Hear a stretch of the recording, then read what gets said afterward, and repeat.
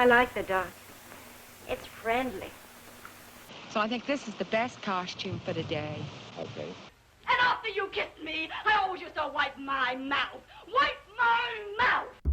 Hello, Happy New Year and welcome back to my channel Box Office Poison. My name is Moxie McMurder and I'm a pretty big Edgar Wright fan and I really liked Last Night in Soho. So, let's get into it. And just FYI, there will be a spoiler warning before I go into any real depth about the film. First time? I visited once with my mum, but I was small.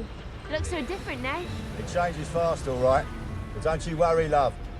Still the same old London underneath. Good. Last Night in Soho is about a young woman called Eloise, played by Thomasin McKenzie, who moves from Cornwall to London to attend the London College of Fashion. She's obsessed with the 60s, and we find out early on that she sees visions of her dead mother. When she arrives in London, she discovers she can visit the 60s, and she follows a confident young singer called Sandy, played by Anya Taylor-Joy. But not everything is what it seems, and Eloise's nostalgia for a decade she's never experienced begins to affect the present day in strange and dangerous ways.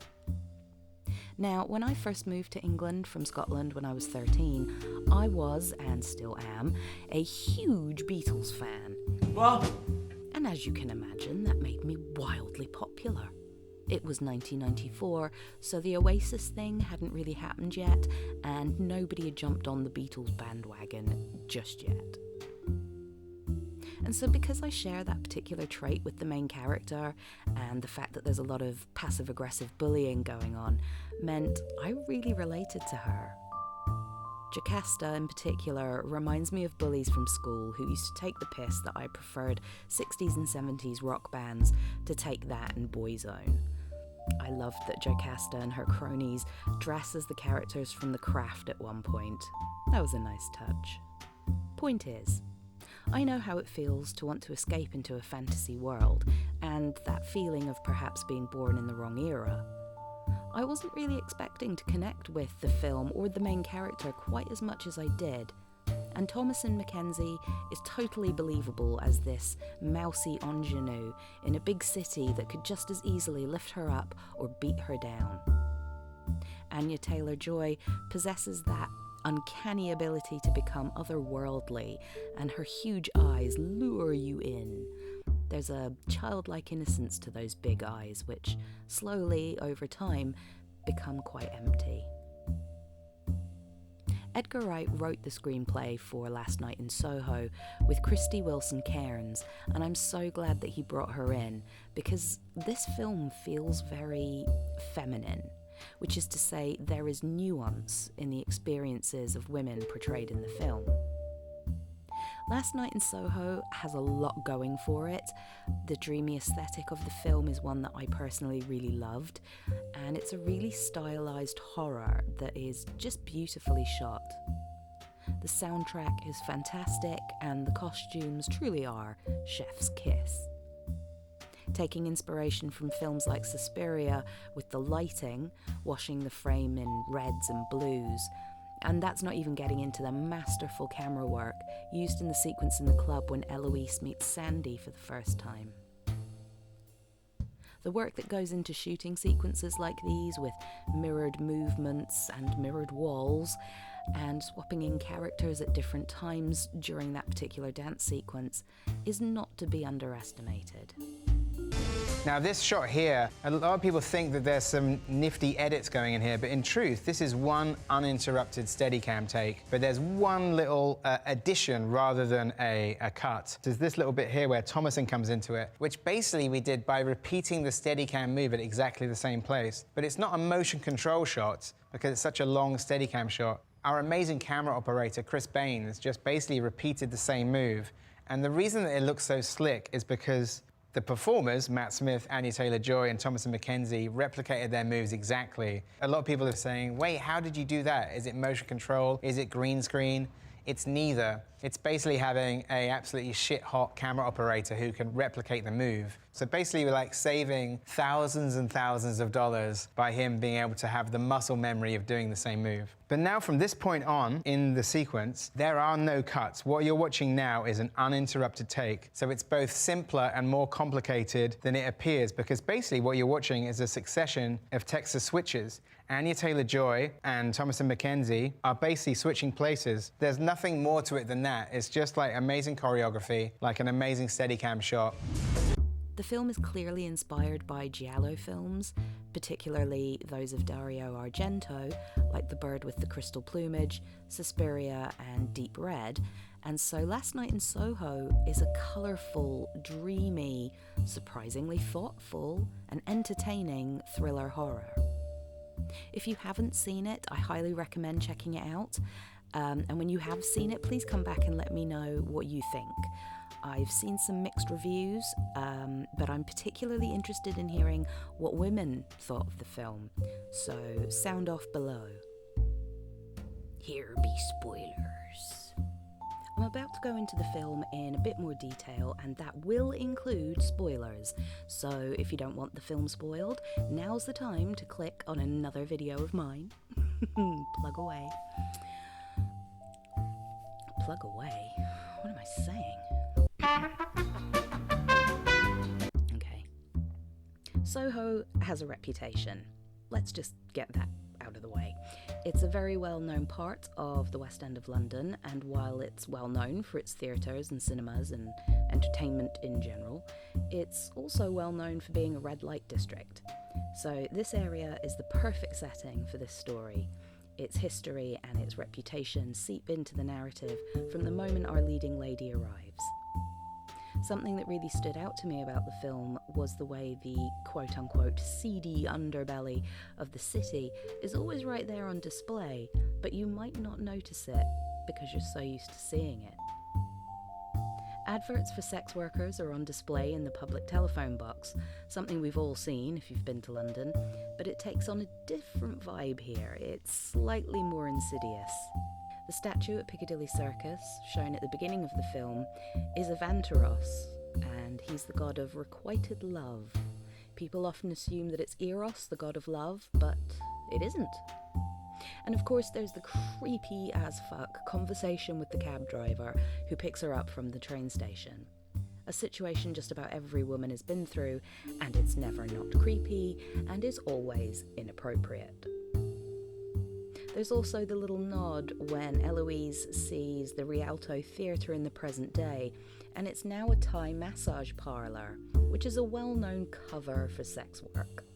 Although I couldn't help but think it seemed a little regressive to put that there because, I mean, Thai massage exists, it doesn't always mean sex work, so it just felt a little regressive, but that's a minor gripe.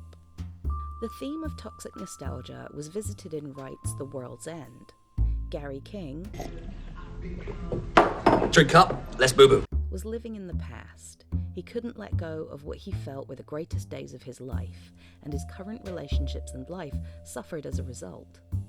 The World's End was a metaphor for alcoholism, and Last Night in Soho is kind of a metaphor for nostalgia and how spending too much time thinking about the past can be bad for your mental health. When you're so consumed by the past that your present is suffering, that's when nostalgia has turned toxic. It can cause depression and anxiety, and you spend so much time thinking about the past that you end up paralyzed in your present and don't do anything to make your present better. American journalist Michael Musto wrote in the 2019 essay The Problem with Nostalgia, "It's reliable and comforting, not reaching out to threaten or challenge you, especially since it's vaguely distorted through the lens of memory.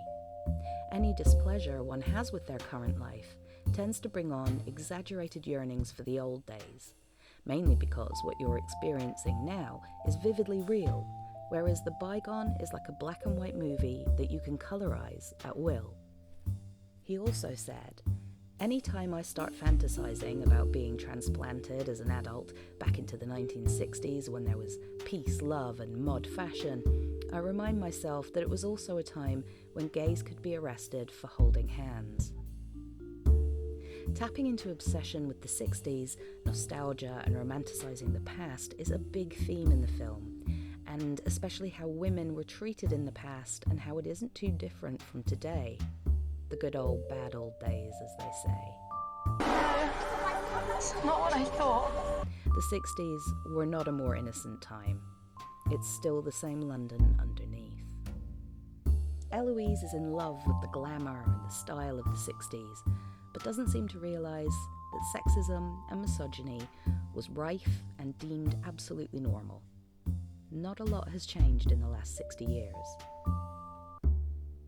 I'd actually forgotten that I knew Diana Rigg was in the film before I watched it, and so was delighted to see her, only to remember that she sadly passed away in 2020. I believe this was her last role, and what a role to leave on. I really liked her performance in this, and that whole metaphorical death of Sandy was a really cool touch. While I had some suspicions regarding the landlady actually being Sandy, and had guessed that it was in fact Sandy that murdered Jack, I did not anticipate the twist that the ghosts of the murdered men were begging Eloise for help and not actually out to get her. That, to me, was a bigger twist than the landlady being Sandy. I loved that Eloise refused to save these men, refused to help them, and refused to forgive them.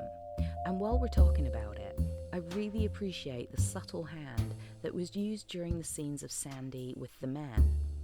It was treated in the nightmarish way of a fever dream and not the cold, hard reality that is sexual assault, human slavery, and being forced into sex work. The stylized approach really helps in that regard.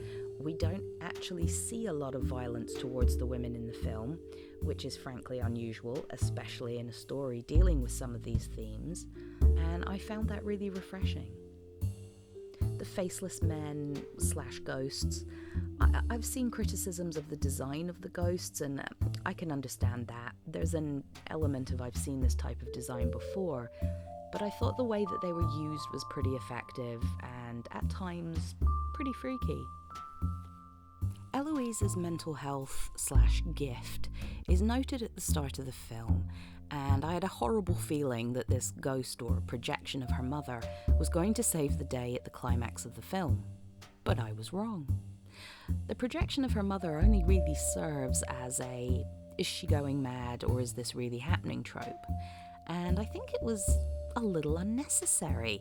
The stress of uni, moving to a big city, potentially being drugged at a party, could all make someone question their sanity, so it just felt a little unnecessary, but I suppose it does feed into the supernatural elements. How would you categorise the film? Did you think it was a supernatural horror or a more psychological horror? How would you describe Last Night in Soho? Let me know in the comments. One thing I will say is that because everything Eloise sees in these visions is correct or the truth, why did she misinterpret the murder? It would have made sense for her visions to be a bit more jumbled for that reveal to really work on the level they want it to. But it's a small gripe. It doesn't really ruin my enjoyment of the film at all. I'm a big fan of Edgar Wright, and I was lucky enough to chat with him briefly while he was filming The World's End, which was filmed where I live. And to be honest, the only real criticism I've had with his work is that it's very male-focused. And that's fine. He's under no obligation to cater to my particular preferences in art. It is what it is. But the decision to bring in Krysty Wilson-Cairns to co-write the script is a move I'm really grateful for, and I wish more male screenwriters would do the same, because it's painfully obvious when the subtleties of what it's like being a woman in a male-dominated space are lost because they're writing a life they've never experienced even a small part of. I've seen the film twice now, and I enjoyed it just as much, if not more, the second time around. And I actually saw a theory, I think it was on Reddit, that Eloise dies in the ambulance at the end, and the fashion show ending was all a projection or death dream type thing. I personally don't think she died, but I was intrigued by that take. Did any of you think she died at the end? Again, let me know in the comments below. Thank you so much for watching. I was planning to have this video out before Christmas, but I hurt my back, and full disclosure, I was also involved in a serious Succession rewatch binge. L to the OG. If you enjoyed this video, please consider becoming a subscriber and giving the video a thumbs up. If you really enjoyed this video and you'd like to help support my channel, you can buy me a coffee. I'll leave a link to my coffee account in the description box below. My blood type is dark roast, so all caffeine hits are gratefully received. Happy New Year, have a fantastic 2022, and stay spooky.